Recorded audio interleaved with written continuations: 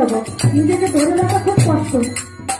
তাই ওর মৃত্যুর সময় আমার হাত ধরে অনুরোধ করলো, তুই আমার প্রতিটা বজায় রাখবি, প্রতিজ্ঞা করে কিছুটা কাজ সম্পূর্ণ করবো।